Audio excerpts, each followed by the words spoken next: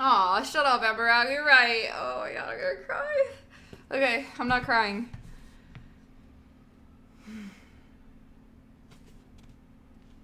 Blah blah blah blah blah. He remembered a poem. The epitaph of the Scott expedition near Ross Station in Antarctica. They had all climbed the hill to see the big wooden cross together, and carved on it had been lines. Much has gone, yet much remains. Something like that. He couldn't remember. Much had gone. It had been a long time ago, after all. But they had worked hard and eaten well. And perhaps Mars' gravity had been kinder than Earth's would have been. Because the obvious glowing truth was that Maya Toatovna was still a very beautiful woman, strong and muscly. Her imperial face and gray, wet hair still commanding his gaze. Her breasts still magnets to his eyes. Completely different in appearance, if she so much as shifted an elbow, and yet, in every position, completely familiar to him. His breasts, his arms, ribs, flanks.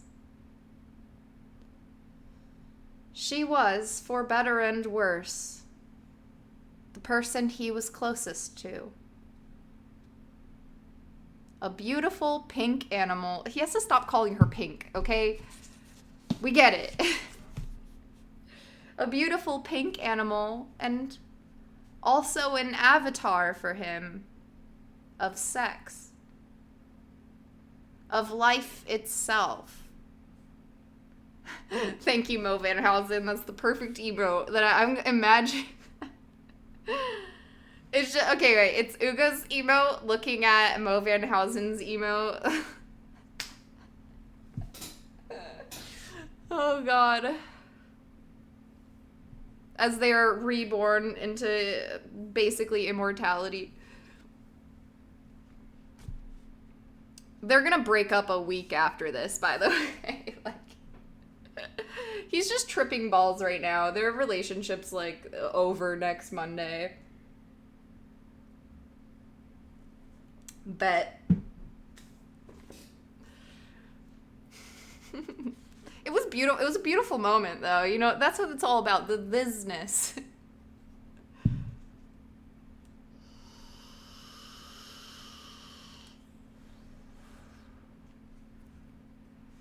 Thank you, DJ Vigilante, I assume? Yes. Good night. Good night. Sorry. I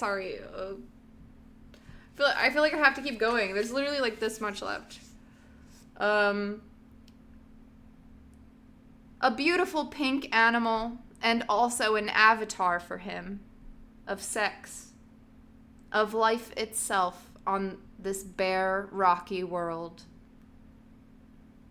If this is what they were at 66, and if the treatment did no more than hold them at this point for even a few added years, or the shock of it still, for decades. For decades? Well, it was astonishing. Absolutely too much to grasp. He had to stop trying, or he would strip all the gears of his mind. But could it be? Could it really be? The aching desire of all true lovers through all the ages to have a bit more time together. To be able to stretch out and live the love fully. Similar feelings seemed to be stirring in Maya. She was in a great mood. She watched him from hooded eyes, with that come hither half smile he knew so well. One knee up and tucked into her armpit, not flaunting her sex at him, but just comfortable, relaxing as she would if she was alone. Yes, there was nothing like Maya in a good mood.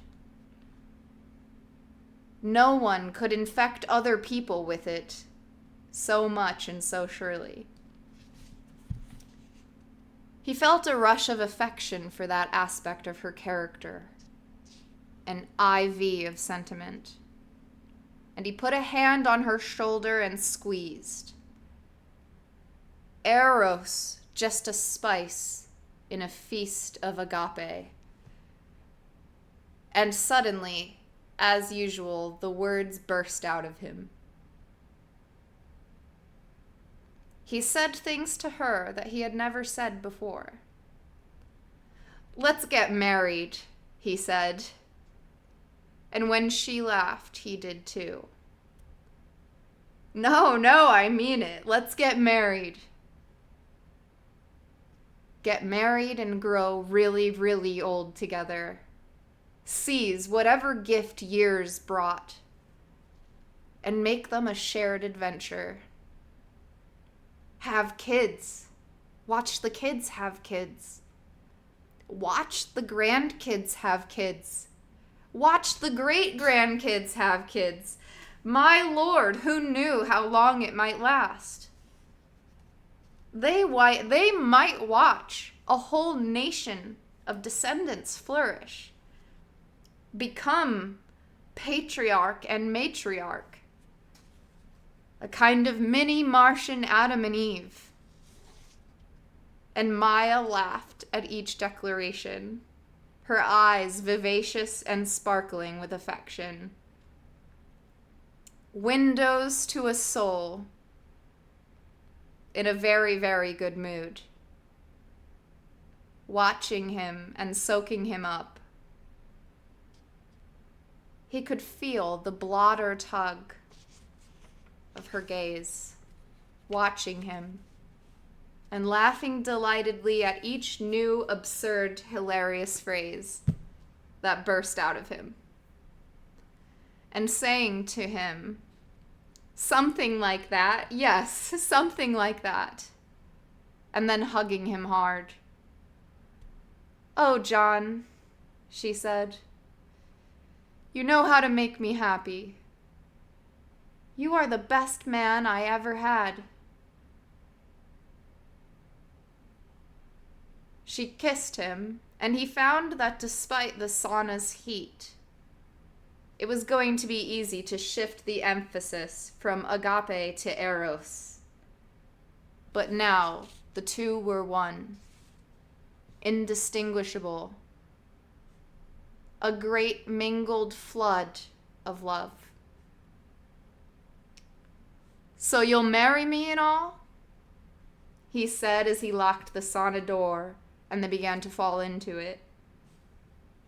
"Something like that," she said. Eyes flashing, face ablaze, with an absolutely ravishing smile.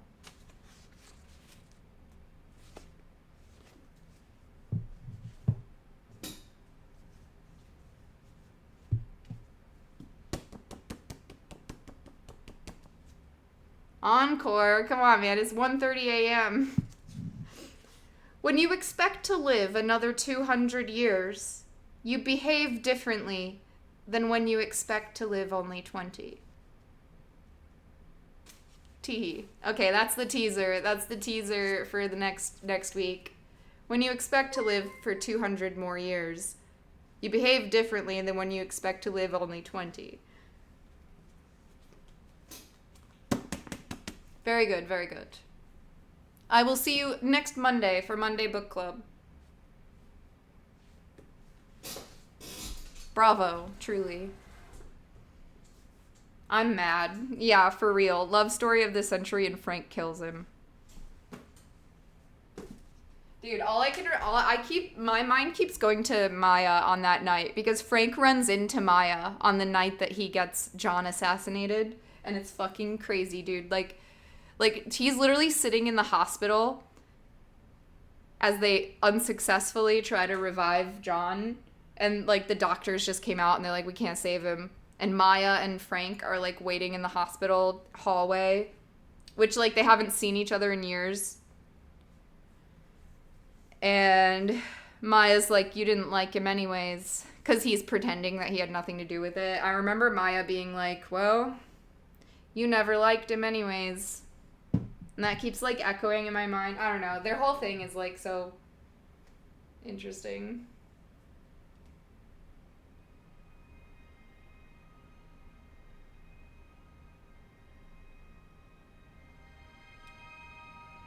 Thank you all for listening. Almost like she knows. Yeah, a little bit. I don't think she knows, though. But I don't know. Because I don't know. We don't know when this is going to happen. And now we know that they might apparently live for like 200 years. I think.